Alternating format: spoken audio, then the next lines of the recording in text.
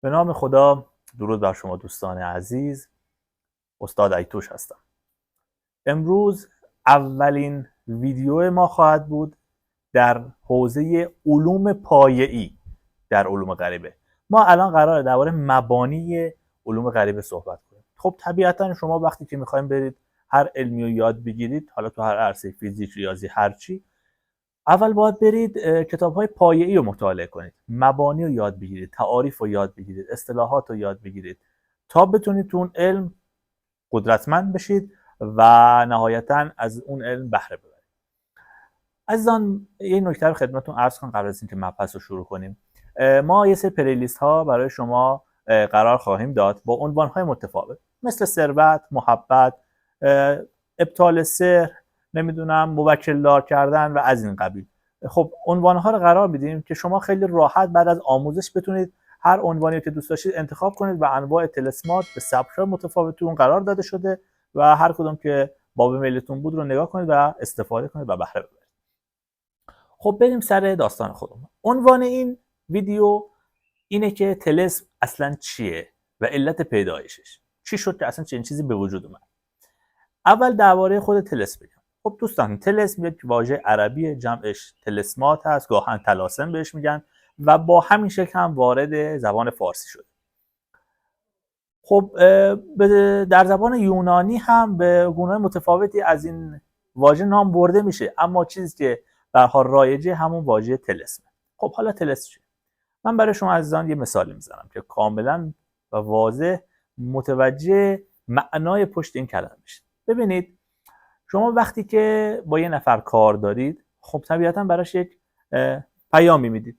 حالا قدیمتر که تکنولوژی نبود، خب مثلا میومدن یه آتیشی روشن میکردن با یه سری حالا پارچه ها، یه سری علامت هایی که از قبل بین هم تعریف کرده بودن رو ایجاد میکردن و در فاصله دور افراد دیگه متوجه میشدن که خواسته این افراد چی یا دارن چه اطلاعاتی رو بهشون منتقل میکنن. خب کم کم که علم پیشرفت کرد، مثلا تلگراف اومد که به گونه های خاص مثلا یک کلمه می نوشتن، یه نقطه باز کلمه بعدی، و به این شکل پیام و مفهوم رو به فرد دیگه منتقل میکردن. خب خیلی وقتها این نامه ها و این پیغام ها فقط پیغام احوال پرسی و نمیدونم این که مثلا ببینیم وضعیت طرف مقابل چیه نبود. گاهی وقتا طلب کمک بود، طلب مدد بود و یاری بود.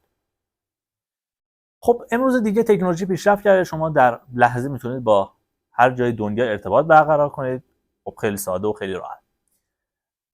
ببینید عزیزان، ما یه جهان مادی داریم، همین جهانی که میبینیم، همین جهانی که هستیم، که شامل حالا کره زمینه، منظومه شمسیه، سیارات و منظومه های متفاوتی که وجود داره. خب اینا جز جهان مادی محسوب میشه. اما جهان دیگه ای وجود داره به نام جهان غیر مادی، جهان نادیدنی، جهان ماورایی، یا حالا چیزی که جدیدا میگن متافیزیک. خب میگم به گونه‌های متفاوتی از این جهان یاد میشه.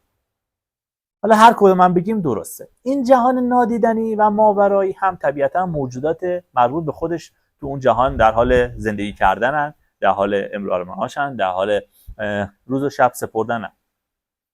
خب طبیعتا چون ما در ماده اسیر شدیم، هیچ تحلیل، هیچ تفسیر و هیچ فهمی از اون جهان غیر مادی نداریم که حالا اصلا چه شکلیه. آیا مثلا مثل اینجا روز و شب داره؟ آیا نمیدونم مثل ما صبح پا میشن امرار معاش میکنن، کار میکنن در شغل‌های متفاوت؟ آیا بچه دار میشن، بچه دار نمیشن؟ چیه داستان؟ اصلا ازدواج میکنن؟ سبک زندگیشون چیه؟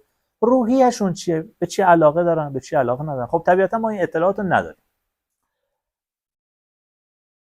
طلسم در اصل پل ارتباطی ما از جهان مادی به جهان غیر مادی، یک پلی میزنه که ما رو بتونه متصل کنه به قوا و نیرویی که در جهان غیر مادی وجود داره تا ما بتونیم طلب کمک و مدد کنیم. در آینده وقتی که رفتیم جلوتر، یه خورده علوم پایه‌ای رو با شما در میون گذاشتم و یاد گرفتید، ما میایم زبانهای متفاوت دعانویسی رو به شما یاد میدیم تا جایی که بشه. خب اکثر دعاها، طلسمات و یا ذکرها و یا عزیمت‌هایی که ما میگیم به این گونه، مثلا نام موکل رو میاریم، میگیم ای مثلا فلانی ما رو در فلان زمینه مدد برسون، مثلا در ثروت مدد برسون، نمیدونم موجودات متافیزیک دور ما هستن و صلاح ما رو نمیخوان از ما دور کن. بالاخره ما یه پیغامی رو بهش میدیم و اون هم بازخورد رو به ما خواهد داد. اما نکته کجاست؟ ببینید اینکه طلسم چگونه جهان مادی رو به جهان غیر مادی متصل میکنه یک داستانیه که به صورت مرحله به مرحله در کلیپ‌های آینده ما کامل این قضیه رو باز میکنیم. اما قضیه از چه قراره دقیقاً؟ ببینید شما قدیم که گفتم مثلا یا آتیشی روشن کردن تا یک پیغامی به طرف مقابل بدن، یک مقدار زمان میبرد، یعنی این انتقال پیام دستخوش زمان میشد. خب میگم این پیشرفت کرد، الان شما سریع با چند تا لمس کوچیک و چند تا نرم افزار ساده میتونید ارتباط برقرار کنید. دقیقاً طلسم هم همین کار میکنه. آنن در یک مدت زمان کوتاه، مثلا در عرض چند دقیقه یا حالا مثلا دی ماکسیموم مثلا 1 ساعت، شما رو با جهان غیر مادی متصل میکنه. شما در عرض چند دقیقه میتونید ارتباط بگیرید با جهان غیر مادی و طلب مدد کنید یا سوالی اگه دارید بپرسید و یا از آینده با خبر شید یا حالا هر موضوع دیگه. پس طلسم دقیقاً همین کار تکنولوژی امروز رو میکنه، ولی در گذشته اختراع شد و ابداع شد. پس جمع‌بندی کنیم، طلسم دقیقاً چیه؟ یک پل ارتباطی که ما رو به جهان غیر مادی متصل میکنه. یک پل ارتباطی که مایی که در جهان مادی اسیریم رو با جهانی که خیلی وسعت بیشتری داره، خیلی محدودیت هایی که ما داریم اونجا وجود نداره، ما رو به اون جهان متصل میکنه، با موجودات اون جهان متصل میکنه و ما میتونیم از قوا و قدرت اونها در راستای خیر یا شر یا حالا هر زمینه متفاوت استفاده کنیم. پس طلسم شد پل ارتباطی. خب مثل یک نامه ما مینویسیمش، حالا یا باید همراهمون باشه یا باید از روش بخونیم یا حالا خاک آتیش زده شه یا توی آب روون فرستاده شه یا یک توی ارتفاعی مثلا نصب شه و باد بهش بخوره که همه اینا رو بهتون توضیح بدیم. اما نهایتا اون مفاهیمی که در طلسمات نوشته میشه، توی عزیمت‌ها خونده میشه، توی ذکرها گفته میشه، یک پل ارتباطی هم با جهان غیر مادی و ماورایی و موجوداتی که اونجا حضور دارن. خب اصلا طلسم چرا پیدایش ایجاد کرد؟ چرا پیدا شد؟ چرا به وجود اومد؟ ببین عزیزان، شما از طول صبح که بیدار میشید تا حالا شب، تو طول عمرتون، تو ماه‌ها، سال‌هایی که گذشته، آیا با این قضیه مواجه شدید؟ آیا به این نکته دقت کردید که چقدر از اتفاقاتی که در طول روز، هفته، سال، ماه میگذره، چقدرش خودتون مؤثر بود؟ چقدر شما کنترل دارید روی اتفاقاتی که در اطراف شما رخ میده؟ آیا قدرتی فراتر از قدرت ما وجود داره یا خیر؟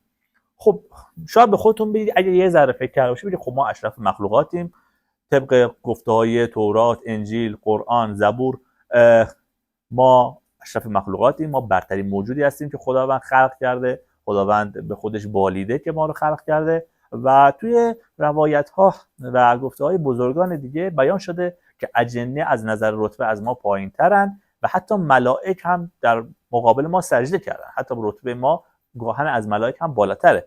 پس چه قدرتی وجود داره که یک سری از مسائل روزمره ما رو تحت تاثیر خودش قرار میده و غالبا این اتفاقاتی هستن که باب میل ما نیستن. خب اگه خدا صلاح ما رو میخواد، یا همونجور که تو خود قرآن کریم اومده، خداوند فرموده که چی؟ هر خوبی که به تو میرسه از طرف منه و هر بدی از طرف خودت. خب این یعنی چی؟ خب اگه این نیروی مافوق بشر داره رو زندگی ما تاثیر میذاره، میتونه رزق و روزی ما رو کم کنه، زیاد کنه، میتونه باعث بیماری ما بشه، ما کسی که دوست نداره بیمار شه، پس چرا بیمار شد؟ آیا خدا براش خواسته؟ خب این سوال ها برای بشر به وجود اومد.